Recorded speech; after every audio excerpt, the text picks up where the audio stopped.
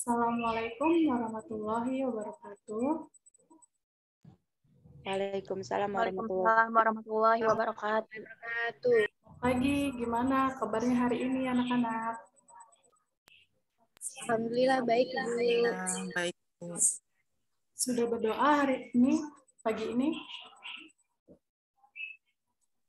Sudah. Oke, Ibu absen dulu ya. Alia Oktaviani. Hadir, Bu. Tetap posisi strategis Indonesia ini sangat Julian memiliki Tina. dampak. Hadir, Bu. Maidelia. Hadir, Bu. Tria Cahya Julisa. Hadir, Bu. Ulfa Yuniar. Hadir, Bu. Oke. Sekarang siapa yang bisa bantu Ibu buat share screen? Saya, Bu. Silakan.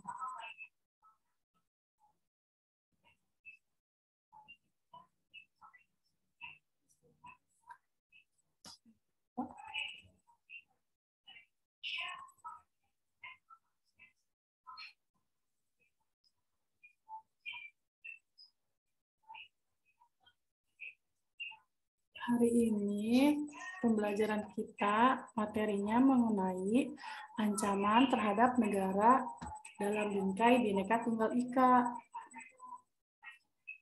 Ada yang masih ingat materi sebelumnya? Dan apa kaitannya pada materi kali ini?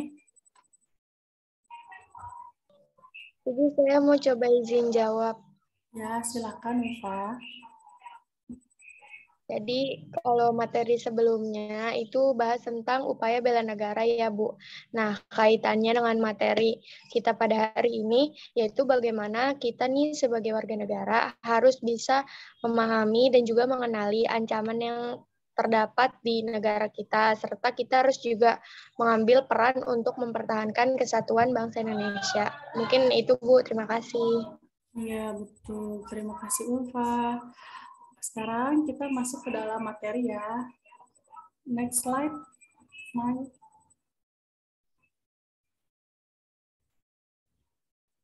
Sudah ada belum? Belum.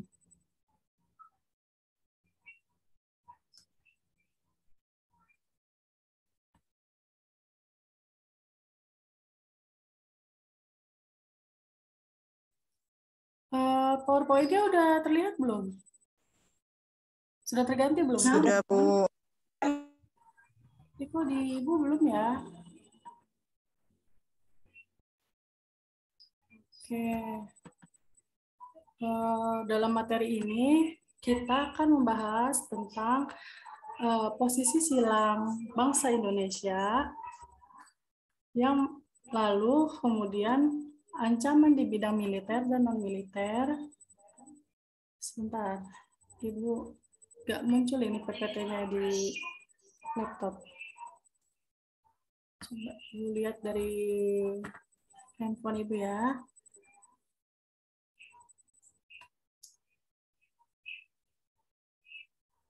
Dalam hal ini kita akan menjelaskan, ya kita akan mempelajari posisi silang Indonesia yang meliputi aspek kehidupan sosial.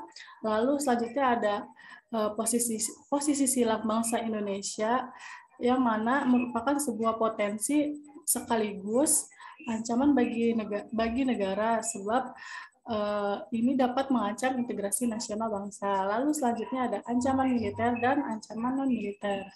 Ayo, next slide.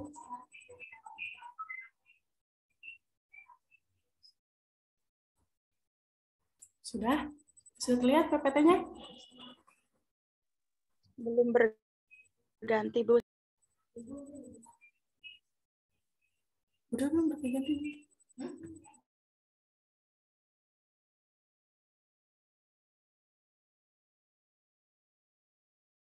Oke. Dalam posisi silang yang menjadi potensi sekaligus ancaman bagi bangsa Indonesia, hal ini disebabkan karena penduduk Indonesia berada di antara daerah berpenduduk padat di utara dan daerah berpenduduk jarang di selatan. Lalu yang kedua, Indonesia diapit oleh dua ideologi, yang mana ideologi komunis ada di daerah utara dan ideologi liberalis ada di area selatan. Lalu selanjutnya, demokrasi Pancasila diapit oleh demokrasi rakyat di bagian utara dan demokrasi demokrasi liberal di bagian selatan. Lalu yang keempat ada ekonomi Indonesia berada di antara ekonomi sosialis di utara dan ekonomi kapitalis di selatan. Lalu masyarakat Indonesia berada di antara masyarakat sosialis di utara dan masyarakat individualis di selatan. Kemudian kebudayaan Indonesia di antara kebudayaan timur di utara, kemudian kebudayaan barat di selatan. Serta sistem pertahanan dan keamanan Indonesia berada di antara sistem pertahanan kontinental di bagian utara dan sistem pertahanan maritim di laut, di barat, di timur, selatan, dan di barat. Seperti itu ya anak-anak. Next slide. Sudah terganti PPT-nya? Sudah ya. Oke. Dalam hal ini terdapat dua ancaman terhadap posisi silang bangsa Indonesia, yaitu ada ancaman militer dan non-militer. Ayo next slide.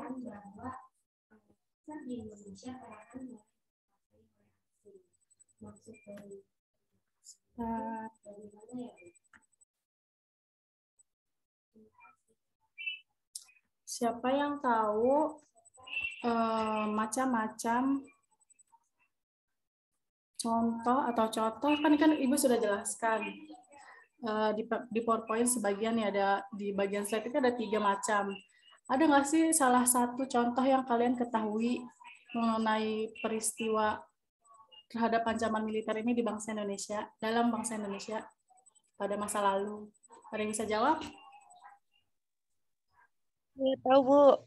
Ya, silakan Juliantina.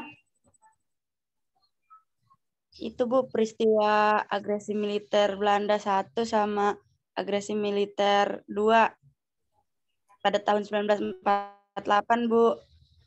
Ya, betul. Dalam hal ini terdapat 7 ancaman di bidang militer terhadap integrasi nasional.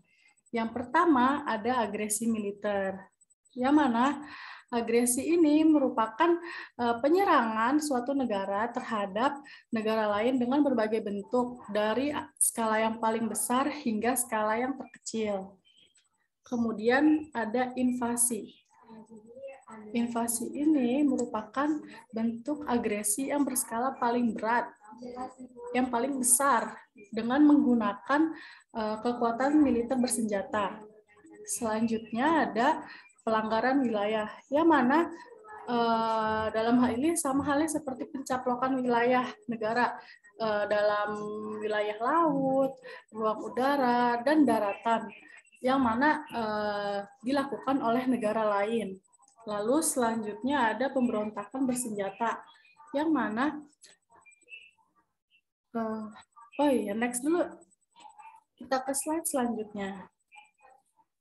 Yang selanjutnya ada pemberontakan bersenjata, yang mana pemberontakan ini terjadi di Indonesia. Yang terjadi di Indonesia ini merupakan sebuah ancaman yang timbul karena diakibatkan oleh pihak-pihak tertentu dalam negeri, yang mana dapat mengerongrong kewibawaan suatu negara dan juga jalannya roda pemerintahan. Jadi pemberontakan bersenjata ini sangat mengganggu sekali dan dapat mengancam integrasi nasional bangsa ya, anak-anak. Lalu selanjutnya ada sabotase. Sabotase ini merupakan sebuah kegiatan atau tindakan perusakan yang dilakukan secara terencana, disengaja, dan tersembunyi terhadap peralatan dan personelnya, serta aktivitas dari bidang sasaran yang ingin dihancurkan, yang mana hal ini terdapat di tengah-tengah masyarakat. Jadi sabotase ini dilakukan secara diam-diam. Dan kita tidak tahu entah mereka ada di bagian atau di lingkungan sekitar kita karena hal ini dilakukan secara diam-diam. Lalu slide selanjutnya ada kegiatan spionase. Kegiatan spionase ini merupakan kegiatan yang dilakukan oleh agen rahasia dalam mencari informasi rahasia. Rahasia yang dimaksud ini adalah rahasia pertahanan negara dari negara lain. Jadi negara lain mencari informasi ke negara lain untuk melakukan penyerangan secara rahasia. Lalu kemudian hal ini dilakukan dengan menggunakan teknologi yang maju, ilmu teknologi yang lebih maju dan juga canggih, yang mana hal ini tidak mudah dideteksi. Lalu selanjutnya ada aksi teror. Aksi teror ini merupakan bentuk kegiatan terorisme yang mengancam keselamatan bangsa, yang mana hal ini dapat menebarkan rasa ketakutan serta menimbulkan korban tanpa mengenal status atau mengenal perikemanusiaan, tidak pandang bulu, karena aksi teror ini terjadi di khalayak ramai, di tempat keramaian, entah itu di gereja, di pasar, atau di tempat hal lainnya seperti di taman, seperti itu ya. Kemudian juga aksi teror ini juga terdapat di tempat yang biasanya menjadi apa ya? Menjadi tempat yang sedang mengadakan acara keramaian seperti itu. Lalu ada gangguan keamanan di laut dan udara, yang mana ini tuh merupakan bentuk ancaman militer yang mengganggu stabilitas keamanan wilayah nasional Indonesia. Sudah mengerti apa ada yang masih perlu ditanyakan dalam ancaman militer, dalam bidang militer ini?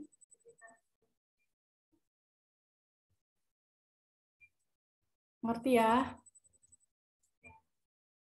Oke, selanjutnya, slide selanjutnya.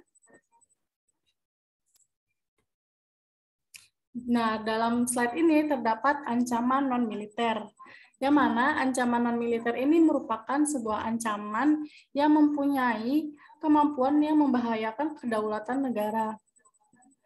Ancaman ini memiliki karakteristik yang berbeda dengan ancaman militer, sebab ancaman ini berdimensi ideologi, politik, sosial budaya, pertahanan, dan keamanan. Sehingga hal ini dapat menyebabkan dapat menyebabkan runtuhnya atau mengganggunya kedaulatan suatu negara. Ada yang ingin ditanyakan atau sudah mengerti?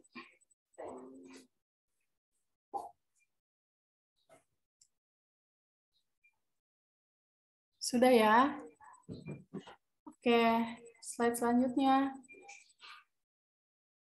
Nah, di sini ada tugas evaluasi. Kalian nanti buat kelompok yang terdiri dari 2 orang. Lalu kerjakan tugas diskusi pada halaman 183 pada tabel 6.1 dan tabel 6.2 yang terdapat dalam buku paket ya. Setelah itu hasilnya nanti dipresentasikan ke depan pada minggu depan. Mengerti? Oke, kita cukupkan pertemuan hari ini. Kurang lebihnya mohon maaf. Apabila ada yang tidak dimengerti, bisa telepon ke nomor Ibu atau SMS atau chat ke Ibu. Kurang lebihnya mohon maaf. Ibu tutup ya. Wassalamualaikum warahmatullahi wabarakatuh. Waalaikumsalam warahmatullahi wabarakatuh. Terima kasih. Terima kasih semuanya.